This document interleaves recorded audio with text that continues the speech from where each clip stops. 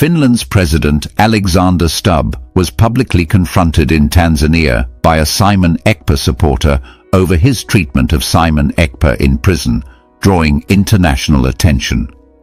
The viral confrontation triggered criticism from global human rights activists who accused Finland of human rights abuses related to Simon Ekpa's incarceration. Countries like Russia and Sweden, influenced by activist pressure, reportedly imposed restrictions on Finland, causing diplomatic and security tensions due to Finland's shared borders with them. The backlash prompted Alexander Stubb to urgently call Canadian Prime Minister Mark Carney, seeking political and diplomatic support to manage the fallout. Tweets from both leaders confirmed their conversation about strengthening security and economic cooperation amid Finland's growing isolation. Activist Dr. David Yakurach Masanga, founder of Pan-African Forum Lutted, contacted US officials to help him arrange direct communication with Simon Ekpa in prison. Dr. David Masanga expressed distrust in Simon Ekpa's Finnish lawyer Kalgmeris and urged the inclusion of an African lawyer or activist in Simon Ekpa's legal team for fairness.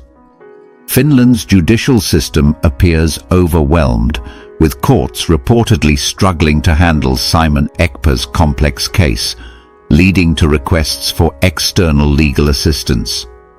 Dr. David Masanga emphasizes confusion and diplomatic pressure surrounding Simon Ekpa's case, with activists intensifying efforts to reshape his legal defense and influence Finland's global standing. On May 15, 2025, Alexander Stubb, the President of the Republic of Finland, arrived in the United Republic of Tanzania to take part in a regional summit alongside President Samia Suluhu Hassan of the Republic of Tanzania and other heads of state. His visit was intended to deepen Finland's diplomatic ties with East African nations and to reaffirm shared commitments to sustainable development, education, and technological innovation. The schedule was full, featuring bilateral talks, receptions, and visits to local cultural sites. What no one had anticipated was that this trip would soon turn into a highly charged international incident, all because of the fallout from the incarceration of Simon Ekpa, a separatist activist imprisoned in Finland's Kilmakoski Correctional Center. Simon Ekpa, a dual Finnish-Nigerian citizen, had been arrested months earlier on charges that included allegations of incitement to violence and organizing unlawful demonstrations. His supporters around the world had decried his arrest as politically motivated, claiming that human rights safeguards were being flouted. Human rights organizations issued statements calling on Finland to guarantee due process and to ensure that Mr. Ekpa's treatment in custody met international standards. The response from Helsinki was firm but measured. Finland would respect Mr. Ekpa's rights under Finnish and European Union law, but it would also uphold its responsibilities to maintain public security. When President Alexander Stubb stepped onto the red carpet at Julius Nyerere International Airport, cameras and diplomats surrounded him. He wore a tailored navy suit and a calm expression that had become familiar during his first year in office. As he greeted his Tanzanian counterpart, an activist supporter of Simon Ekpa broke through the security cordon. The activist carried a sign demanding justice for Mr. Ekpa and shouted, "How dare you silence him in your prisons?" The security detail moved quickly, but before they could restrain the protester, President Alexander Stubb paused, visibly taken aback. For a moment, the cameras caught a flicker of uncertainty on his face. Within hours, video of the confrontation went viral on social media platforms. Millions of people around the globe watched as the young activist challenged President Alexander Stubb directly, accusing him of human rights abuses. Prominent human rights advocates amplified the clip, condemning the Finnish authorities for Mr. Ekpa's treatment. Dr. Svetlana Petrova of the International Helsinki Federation posted, "Finland must honor its commitment to human rights and ensure fair treatment for Simon Ekpa. No democracy is beyond scrutiny." The tweet was shared thousands of times in a matter of hours. Pressure mounted fast. Russia's Ministry of Foreign Affairs, referencing the viral video and the human rights criticisms, announced that it would review Finland's participation in upcoming cross-border security exercises. The spokesperson, Mr. Dmitry Peskov, stated that Russia reserved the right to impose appropriate measures if human rights concerns were not addressed. Meanwhile, the government of the Kingdom of Sweden issued a statement that any pending bilateral military cooperation with Finland would be put on hold until Helsinki provided clarification on Mr. Ekpa's case and assurances that European human rights standards were fully respected. These twin moves struck at the heart of Finland's security arrangements. Sweden and Russia are two of the three land neighbors with whom Finland shares direct borders.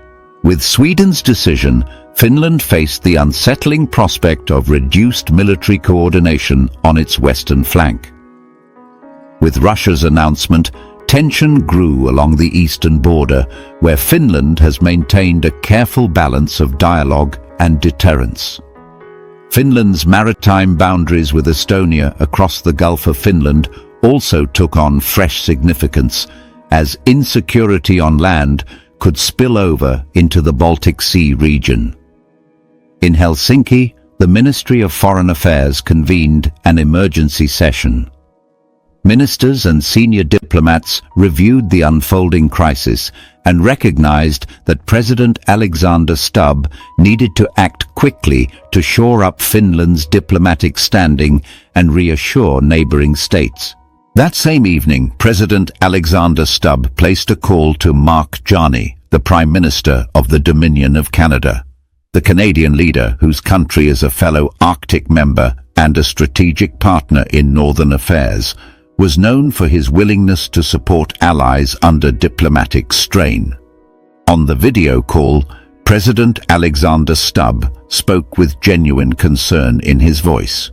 He explained that criticisms over the handling of Mr. Ekpa's incarceration had escalated into concrete restrictions by Finland's neighbors. He outlined the potential impact on Finland's security posture in the Arctic and Baltic regions and on planned joint infrastructure projects with Sweden. He asked whether Canada could issue a supportive statement or offer to facilitate dialogue with human rights observers to defuse the situation. Prime Minister Mark Carney listened attentively. He affirmed Canada's commitment to human rights and to the rule of law. He offered to coordinate with the United Nations High Commissioner for Human Rights to deploy observers to monitor the conditions at Kilmakoski Correctional Center. He also proposed a joint statement from Canada and Finland, emphasizing the importance of due process and the protection of fundamental freedoms. Canada stands with Finland in promoting justice, he said, but we also believe in the importance of transparency. This gesture, while carefully worded, signaled to other allies that Finland's handling of the case was not a secret alliance issue, but a matter of shared democratic values. Within hours of the call, tweets appeared on the official account of the President of the Republic of Finland. One read, "I had a productive conversation with Right Honourable Mark Carney, Prime Minister of the Dominion of Canada. We discussed ways to strengthen both economic ties and security cooperation between our nations. Finland remains committed to upholding human rights and the rule of law." The post was retweeted by Prime Minister Mark Carney's office, which added, "Canada is a key Arctic ally for Finland. I look forward to deepening our partnership." The two tweets circulated widely, offering a diplomatic counterbalance to the criticism. Meanwhile, the activist who had confronted President Alexander Stubb in Tanzania, Dr. David Yakurach Masanga, founder of Pan-African Forum Limited, was leveraging the surge of attention to press U.S. authorities for direct access to Mr. Ekpa. In a separate phone call to the United States Department of State, Dr. David Yakurach Masanga insisted that Mr. Ekpa's Finnish legal counsel, Mr. Kalgmeros, could not be trusted to mount an effective defense. He urged that an African lawyer or human rights activist be added to Mr. Ekpa's defense team to ensure fairness. Dr. David Yakurach Masanga cited colonial legacies and cultural gaps, arguing that the inclusion of an African advocate would bring vital perspective to the proceedings.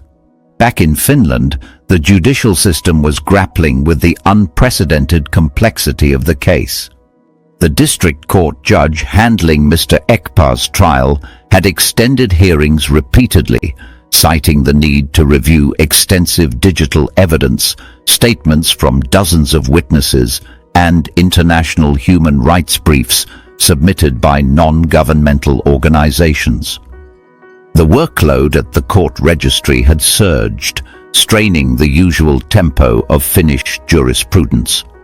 Appeals courts and the National Prosecution Authority were already debating whether to transfer certain motions to a special chamber equipped to handle cases with cross-border and political dimensions. By the end of that week, these various threads had begun to weave together into a single tapestry of diplomatic tension, judicial challenge, and public advocacy.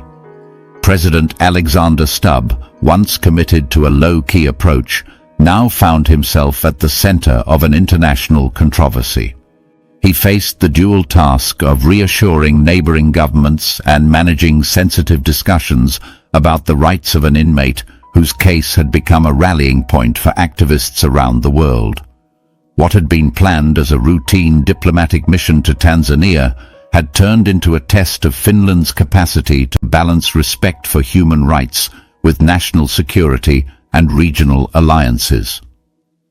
As the warm Tanzanian sun bore down on the capital city of Dodoma, President Alexander Stubb's visit to East Africa quickly unraveled into a public relations nightmare.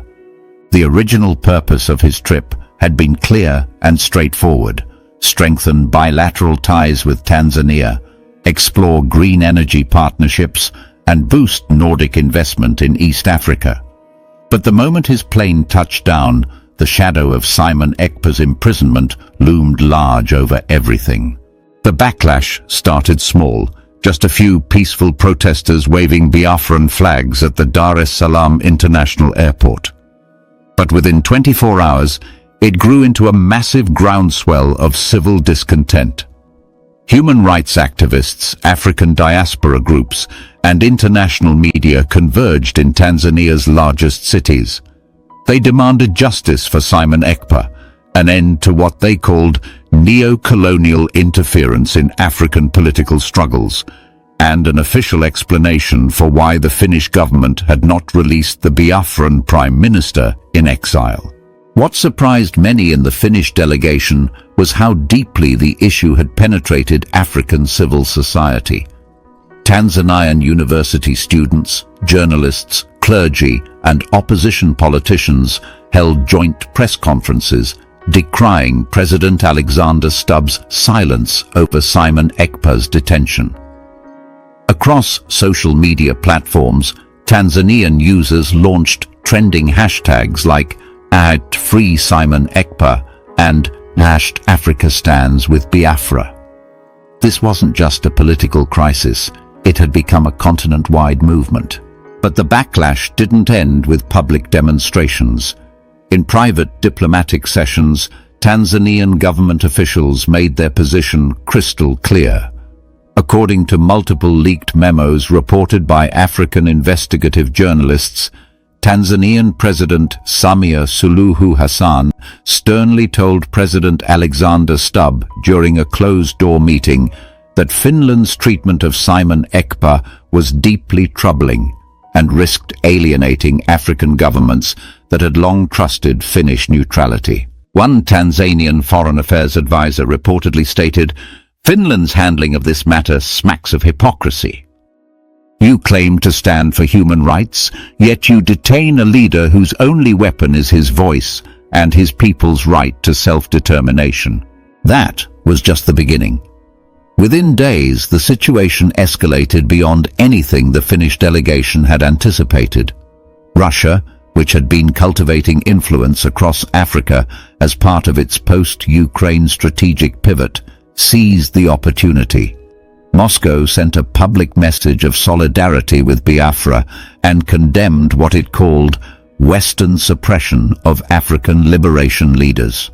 Russian diplomats in Tanzania gave exclusive interviews with African press outlets, positioning Russia as a friend of oppressed nations and urging Finland to release Simon Ekpa if it values peace and democratic legitimacy. The Russian Foreign Ministry released a formal communiqué demanding clarity on Simon Ekpa's legal status and calling for his immediate release under international law.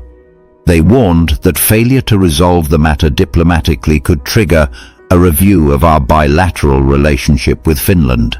Sweden, which usually aligns closely with Finland on foreign policy matters, took a more cautious approach. But the pressure was rising within Stockholm as well.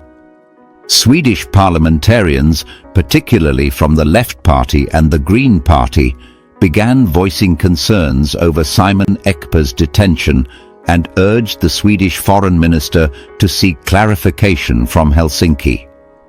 One Swedish MP even declared on the floor of parliament, "If Simon Ekpa were detained for defending Ukrainian sovereignty, we would be calling for his immediate release. Why are we silent now when it's about African sovereignty?" Back in Finland, the political cost for President Alexander Stubb began to mount. Opposition parties pounced on the controversy. The Social Democratic Party and the Green League criticized the president for mishandling the situation and failing to foresee the diplomatic consequences.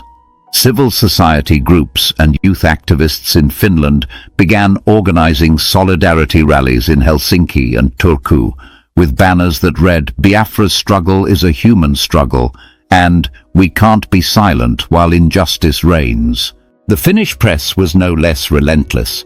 The country's top newspapers, including Helsingin Sanomat and Ilta Sanomat, ran a series of editorials questioning whether President Stubb had become politically tone-deaf. One op-ed argued that Finland had lost its moral compass by bowing to pressure from foreign governments and detaining Simon Ekpa despite the lack of clear criminal evidence. To make matters worse, Finland's embassy in Dar es Salaam became the target of a non-stop sit-in led by Tanzanian human rights lawyers, Pan-African activists, and international observers. Protesters refused to leave until the Finnish government either explained Simon Ekpa's legal status or released him unconditionally. They held signs bearing quotes from international legal statutes, reminding Finland that the Universal Declaration of Human Rights protected freedom of political expression and the right to seek asylum from persecution. By mid-May 2025, Finland's diplomatic isolation on the issue was beginning to show. Several African Union members had already submitted formal inquiries to the European Union, asking why one of its member states had chosen to imprison a recognized Biafran political leader without trial. The African Commission on Human and People's Rights announced an emergency session to investigate the case, and multiple human rights NGOs began preparing legal petitions to the European Court of Human Rights. Amid all this chaos, Simon Ekpa remained locked up in Kilmakoski prison, reportedly under strict surveillance and limited communication with the outside world. However, his global supporters were not backing down. A coalition of activists from the United States, Canada, Kenya, South Africa, and the United Kingdom launched a campaign which aimed to raise funds for legal action, spread awareness, and demand sanctions against Finnish officials responsible for what they called political detention. This is the end of our news update. Please click the icon on the top right corner of your screen to watch my next video. You will enjoy it. I will see you again in my next update. Enjoy the rest of your day. Goodbye for now.